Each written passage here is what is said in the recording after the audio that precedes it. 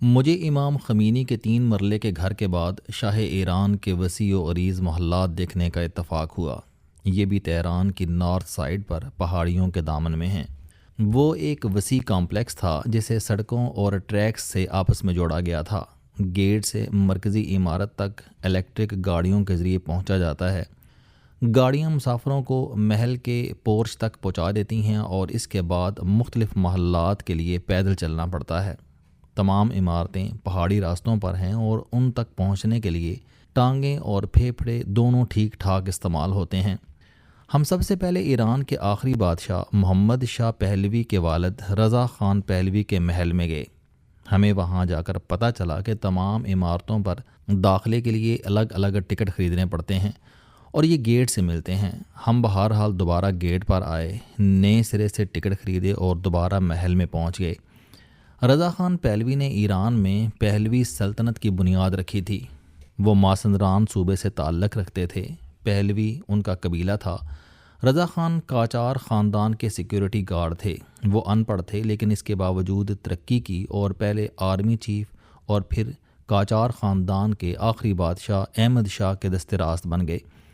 احمد شاہ ایک نااہل حکمران تھا۔ اس کے دور میں ایران طائف الملوکی کا شکار تھا۔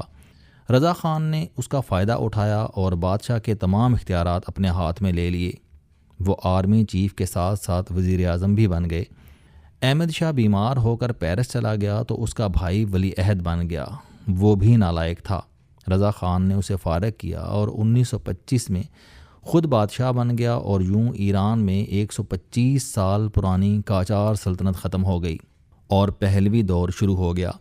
رضا خان نے ملک کا نام فارس کی جگہ ایران کر دیا اور تہران کو اس کا دارالحکومت بنا دیا۔ اس نے ملک کو مذہبی کی جگہ لبرل شکل بھی دی۔ وہ اتاترک کے نقش قدم پر چل رہا تھا۔ 1941 عیسوی میں برطانیہ نے ایران پر قبضہ کر لیا، جس کے بعد وہ اپنے 22 سالہ بیٹے رضا خان پہلوی کے حق میں دستبردار ہو گیا اور پہلے ماریشس اور پھر جنوبی افریقہ جلاوطن ہو گیا۔ وہ 1944 عیسوی میں جوہانسبرگ میں انتقال کر گیا۔ اس کی میت تہران لائی گئی اور اسے شاہ عبدالعظیم کے مزار کے احاطے میں دفن کر دیا گیا۔ رضا خان پہلوی کا محل گرین پیلس کہلاتا ہے۔ وہ چھوٹا سا محل تھا جس میں بادشاہ کا دفتر، ڈرائنگ روم، ڈائننگ روم اور بیڈ روم تھا۔ محل کی چھت، دیواروں اور فرش پر ٹھیک ٹھاک اخراجات کیے گئے تھے، مگر اس کے باوجود محل زیادہ خوبصورت نہیں تھا۔ مجھے تبت کے دلائی لاما سے لے کر کیوبا کے فیڈل کاسٹرو تک درجنوں حکمرانوں کے محلات دیکھنے کا اتفاق ہوا۔ ان سب کے سامنے رضا خان پہلوی کا محل مسکین محسوس ہوا۔ یہ سائز اور آرائش دونوں میں درمیانہ تھا۔ ایران برادر اسلامی ملک ہے، لہٰذا اس کے سرکاری اہلکار ہمارے اہلکاروں کی طرح بیزار اور کام پر توجہ نہ دینے کی علت کا شکار ہیں۔ محل کا عملہ ان میں سے ایک تھا۔ وہ لوگ موبائل فونوں پر مصروف تھے اور ان کے پاس سیاحوں کے لیے کوئی وقت نہیں تھا۔ ہمیں بہرحال محل دیکھ کر بہت مایوسی ہوئی۔ ہم اس کے بعد رضا خان پہلوی جو ایران کے آخری بادشاہ تھے کے محلات کی طرف نکل گئے۔ محل کے گیراج میں بادشاہ کی گاڑیاں کھڑی تھیں۔ وہ رولز رائس اور مرسڈیز کا بیڑا تھا۔ ایرانی بڑی نفرت سے بتاتے ہیں کہ یہ دیکھیں ہمارا بادشاہ کتنا عیاش تھا، لیکن سچی بات ہے کہ ہمیں بادشاہ کی کاروں نے بھی مایوس کیا۔ اس سے مہنگی اور تعداد میں زیادہ گاڑیاں ملک ریاض کے پاس ہیں۔ نواب آف بہاولپور کے پاس بھی اس سے زیادہ اور مہنگی گاڑیاں تھیں۔ ایرانی اگر ان گاڑیوں کے ساتھ شاہ کو عیاش سمجھتے ہیں تو پھر انہیں پاکستان کا دورہ کرنا چاہیے، ان کی آنکھیں کھل جائیں گی۔ ہاں، البتہ شاہ کے ملبوسات کا عجائب گھر بڑا اور دیکھنے لائق تھا۔ شاہ نے 3 شادیاں کی تھیں۔ اس کی پہلی بیوی ملکہ مصر کے بادشاہ فاروق کی ہمشیرہ شہزادی فوزیہ تھی۔ اس کے بطن سے صرف ایک بیٹی شہزادی شہناز پیدا ہوئی۔ بادشاہ نے اسے طلاق دے کر سریہ افسندیاری سے شادی کر لی، مگر وہ بادشاہ کو اولاد کی نعمت نہ دے سکی۔ چنانچہ شاہ نے 1959 عیسوی میں فرادیبہ سے شادی کر لی اور اس کے بطن سے 1960 میں ولی عہد پرنس محمد رضا پیدا ہوا، لیکن اس بیچارے کو سلطنت نصیب نہیں ہوئی اور یہ آج کل واشنگٹن میں جلاوطنی کی زندگی گزار رہا ہے۔ دسمبر میں جب ایران میں مظاہرے شروع ہوئے تو محمد رضا پہلوی نے مدت بعد مظاہرین سے آن لائن خطاب شروع کر دیے۔ اس نے فوج اور پولیس کو بغاوت کا پیغام بھی دیا، لیکن اسے خاص کامیابی حاصل نہ ہو سکی۔ ملبوسات کے چیمبرز میں بادشاہ، اس کی تینوں بیگمات اور بچوں کے ملبوسات تھے۔ یہ تعداد اور کوالٹی میں بہت اچھے تھے۔ شاہی خاندان ملک کے ہر حصے کے درزیوں اور جولاہوں کے کپڑے پہنتا تھا، چنانچہ وہاں ایران کے تمام خطوں کے ملبوسات تھے اور ہر لباس کے سامنے کھڑے ہو کر داد دینے کو دل چاہتا تھا۔ شاہ کے فوجی لباس اور وردیوں کا سیکشن الگ تھا، اور اس سیکشن میں شاہ کی اس لباس میں تصویریں اور لباس کی تاریخ درج تھی۔ پتہ چلا کہ ہر لباس کی باقاعدہ ہسٹری ہے اور وہ پڑھنے لائق ہے۔ ہمیں شاہی کچن میں جانے کا اتفاق بھی ہوا۔ کچن بڑا اور جدید تھا۔ شاہ نے سوئٹزرلینڈ میں تعلیم حاصل کی تھی، لہٰذا کچن کی زیادہ تر مشینری، بالخصوص مٹھائیاں بنانے کی مشینیں سوئٹزرلینڈ سے آئی تھی۔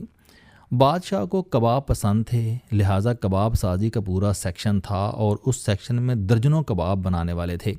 کھانوں کو ٹیسٹ کرنے کا سیکشن بھی تھا، جس میں ڈاکٹر شاہ کے تمام کھانے ٹیسٹ کرتے تھے اور اس کے بعد ڈاکٹر کے سرٹیفکیٹ کے ساتھ کھانا بادشاہ کو پیش کیا جاتا تھا۔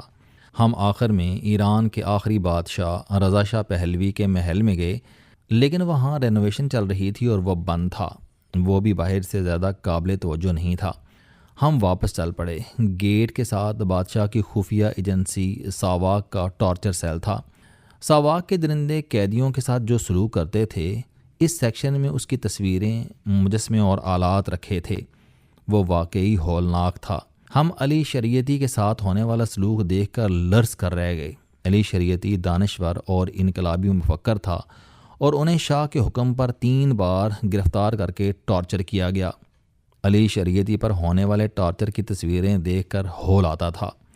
شاہی محلات بہرحال زیادہ خوبصورت یا شاہانہ نہیں تھے، تاہم محلات کی لوکیشن دل فریب تھی۔ اس کے اندر سے ندیاں گزرتی تھیں اور اس کے باغات، جنگلات اور لان بھی خوبصورت تھے۔ پہاڑوں پر تازہ تازہ برف پڑی تھی، لہٰذا برفیلے پہاڑوں کے سائے میں باغات کا منظر خوبصورت لگ رہا تھا۔ شاہ کا ایک محل تہران شہر میں بھی تھا۔ یہ گلستان کہلاتا تھا اور یہ عین شہر کے درمیان واقع ہے۔ ہم 26 دسمبر کو گلستان گئے۔ محل کے گرد اب اونچی عمارتیں بن چکی ہیں۔ یہ سائز میں چھوٹا ہونے کے باوجود دلکش ہے۔ دربار ہال کے سامنے وسیع لان تھا جس میں فوارے لگے تھے۔ ان کے سامنے دربار ہال تھا۔ بادشاہ کے زمانے میں دربار ہال کے پردے اٹھا دیے جاتے تھے، جس کے بعد فوارے دربار ہال کا حصہ بن جاتے تھے۔ دربار میں بادشاہ کا سنگ مرمر کا وسیع تخت تھا، جسے سنگ مرمر کے غلاموں اور شیروں نے اٹھا رکھا تھا۔ بادشاہ کے پیچھے کی دیوار آئینہ خانہ تھا۔ اخروٹ کی لکڑی اور تانبے کی دیوار میں چھوٹے چھوٹے ہزاروں آئینے جڑے تھے۔ یہ سورج کی کرنوں کے ساتھ بہت دل آویز لگتے تھے۔ پرانے زمانے میں بادشاہ تخت پر بیٹھ جاتا تھا اور رعایا تالاب کی دوسری سائڈ پر کھڑی ہو جاتی تھی اور فواروں کے پانی کا عکس ان آئینوں میں ڈولتا تھا۔ تانبے کی دیوار کی کھڑکیاں اور دروازے محل کے پیچھے باغ کی طرف کھلتے تھے۔ ان سے کراس وینٹیلیشن ہوتی تھی۔ گلستان محل میں قاجار بادشاہ ناصر الدین قاجار کی قبر کا تابوت رکھا تھا۔ یہ سفید سنگ مرمر کا 1 پیس شاہکار تھا۔ یہ دیکھنے لائق ہے کیونکہ دنیا میں اس جیسا کوئی دوسرا شاہکار موجود نہیں۔ میں اس کی نقش نگاری، اس پر کندہ شہر اور بادشاہ کا بت دیکھ کر مبہوت رہ گیا اور منہ سے بے اختیار مرحبا نکل گیا۔ بادشاہ نے گلستان محل میں 5 منزلہ جھرونکا بنوایا تھا۔ یہ اس زمانے میں دوسری بلند ترین عمارت تھی۔ اس سے پورا شہر دکھائی دیتا تھا، جبکہ محل کے ایک حصے کو ونڈ ٹاور کے ذریعے ٹھنڈا رکھنے کا خصوصی بندوبست کیا گیا تھا۔ 4 اونچے میناروں کے ذریعے موسم گرما کی ہوا نیچے آتی تھی، تہ خانے کے تالاب میں اترتی تھی، پانی اسے ٹھنڈا کرتا تھا اور پھر وہ خنک ہوا پورے محل میں گردش کرتی تھی۔ یہ سسٹم آج بھی چل رہا ہے۔ گلستان محل بھی دیکھنے لائق ہے۔ ہم نے تہران میں دسمبر میں 3 مزید جگہیں وزٹ کیں۔ ایک آبوتاش گارڈن ہے۔ یہ 2 وسیع گارڈن ہیں جن کے درمیان بہت بڑی کھائی ہے اور اس کھائی کے اوپر پل بنا کر دونوں حصوں کو جوڑا گیا ہے۔ تہران شہر کی آدھی آبادی شام کو اس گارڈن میں آ جاتی ہے۔ لوگ وہاں گھومتے پھرتے اور ناچتے کودتے ہیں۔ پل بہت ماڈرن اور شاندار ہے اور اس کے نیچے تہران کی مرکزی شاہراہیں گزرتی ہیں۔ پارک کے دائیں بائیں ہائی رائز عمارتیں ہیں۔ ان میں سے ایک عمارت کو اسرائیل نے جون میں نشانہ بنایا تھا۔ یہ ایران کے آئل ٹائکون کا دفتر تھا۔ عمارت کی بالائی منزلیں تباہ ہو گئیں لیکن ٹارگٹ بچ گیا۔ ہم نے دن کا بڑا حصہ تہران کے قدیمی بازار تجارش میں گزارا۔ یہ قدیم کورڈ بازار ہے جس میں گلیوں کے اندر سینکڑوں دکانیں ہیں۔ بازار کی صفائی اور دکانداروں کا رویہ قابل تعریف ہے۔ جگہ جگہ ریسٹوران ہیں اور ان کے کبابوں کی خوشبو پاؤں جکڑ لیتی ہے۔ تجارش بازار کے ساتھ امام صالح بن موسیٰ کاظم کا روضہ ہے۔ یہ امام موسیٰ کاظم کے صاحبزادوں میں سے ایک اور حضرت امام رضا کے سوتیلے بھائی تھے۔ آپ کا روضہ بہت خوبصورت تھا۔ پورے حال میں آئینوں کا باریک کام تھا۔ صحن وسیع تھا اور اس کی دیواروں پر جون کی جنگ کے دوران شہید ہونے والے جنرلز، سائنسدانوں اور سیاستدانوں کی تصویریں لگی تھیں۔ لوگ تصاویر کے سامنے کھڑے ہو کر دعا کر رہے تھے۔ تہران شاندار شہر ہے۔ میں 3 بار اس شہر میں آیا لیکن اسے پوری طرح دیکھ نہیں سکا۔